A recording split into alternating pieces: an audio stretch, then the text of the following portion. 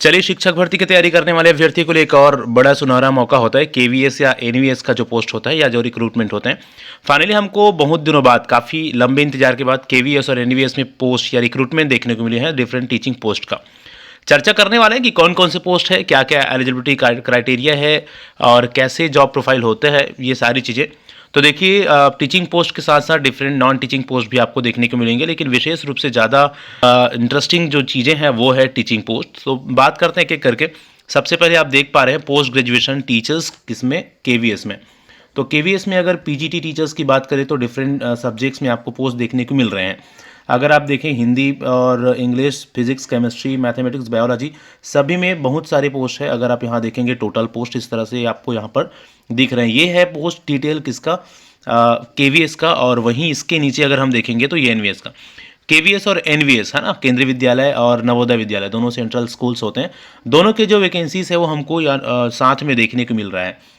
NVS में अगर आप पीजीटी टीचर्स की पोस्ट, वैकेंट पोस्ट के देखेंगे तो टोटल पोस्ट आपको यहाँ पर दिख जाएगा। हिंदी में 127, इंग्लिश में 146, फिजिक्स में 186, केमिस्ट्री 121 और मैथमेटिक्स 167, 161 बायोलॉजी में, हिंदी हिस्ट्री में 110 और जियोग्राफी में 106। केवी और एनवीएस दोनों जो स्कूल्स है वहाँ पर जो जॉब प्रोफाइल होता है टीचर्स का वो लगभग सेम होता है और पे स्केल भी लगभग सेम होते हैं, जो कि बहुत ही अच्छा होता है।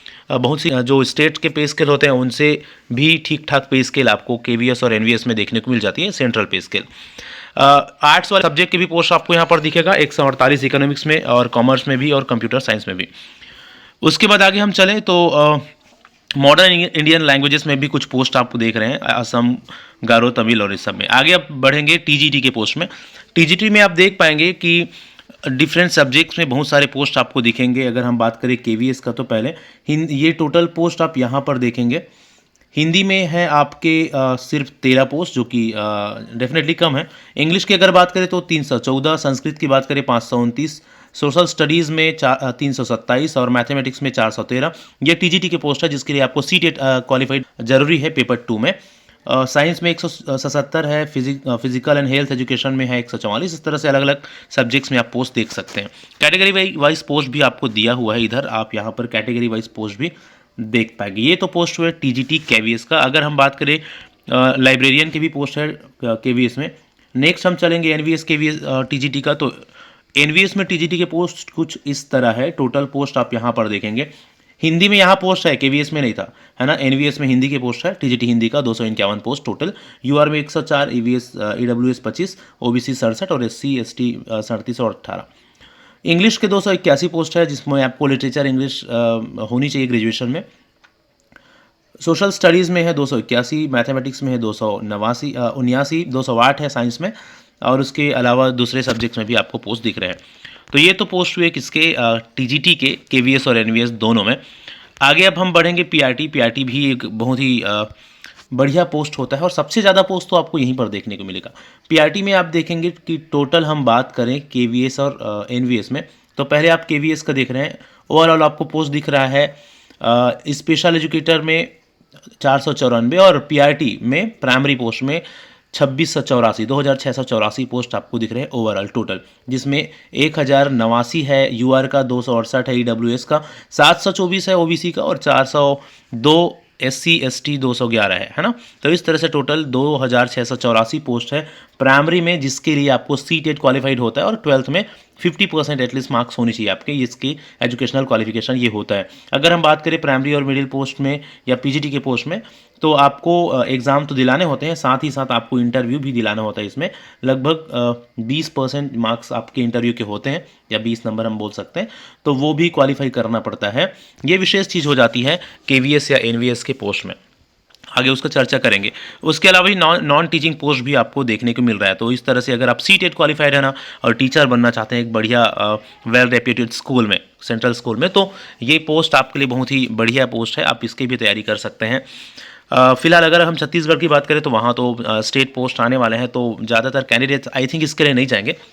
जिस स्टेट में उनके खुद की स्टेट भर्ती चलती है वहाँ वो कैंडिडेट ज़्यादातर इसमें आई थिंक नहीं जाएंगे, क्योंकि स्टेट पोस्ट में ज़्यादा ध्यान देते हैं। लेकिन ऐसे जो स्टूडेंट है जो देश में कहीं भी जॉब करने के लिए फ्री है वो डिफरेंट स्टेट्स में भी जॉब कर सकते हैं, उनके लिए काफ़ी अच्छा मौका है। क्योंकि केवीएस और एनवीएस का पोस्ट ऐसा है कि आपको पूरे कंट्री में, पूरे देश में किसी भी स्टेट में जाकर जॉब करना पड़ेगा, है ना।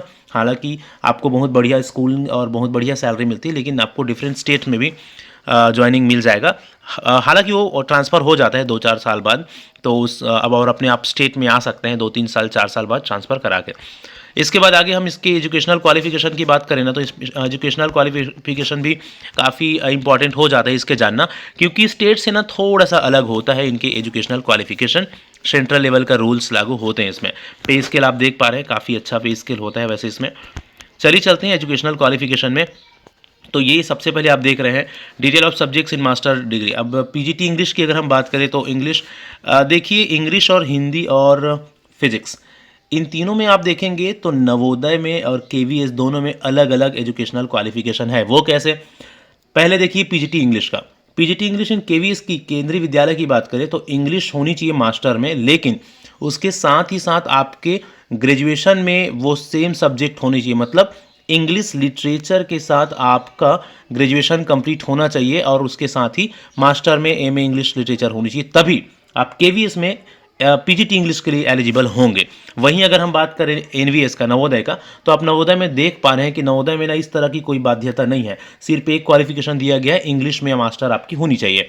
ग्रेजुएशन में सेम सब्जेक्ट होने का कोई बाध्यता एनवीएस में नहीं है। अब दो अलग अलग बॉडीज़ है, लगभग सेम बॉडीज़ है, लेकिन क्वालिफिकेशन अलग क्यों है वो समझ से फिलहाल परे हैं। उसी तरह से चीज़ें हैं आपके एनवीएस में भी। एनवीएस में आप देखेंगे कि केवीएस में तो सब्जेक्ट होनी चाहिए आपके हिंदी में, एमए के साथ साथ ग्रेजुएशन में भी, लेकिन एनवीएस में नवोदय में सिर्फ हिंदी में एमए मांगा गया है। वहीं हम चले अब केमिस्ट्री में, तो फिजिक्स में, तो फिजिक्स में भी आप देखेंगे कि कंसर्न सब्जेक्ट में आपके क्या होनी चाहिए, आपके ग्रेजुएशन में वो जो सब्जेक्ट है वो विशेष सब्जेक्ट्स होनी चाहिए, है ना।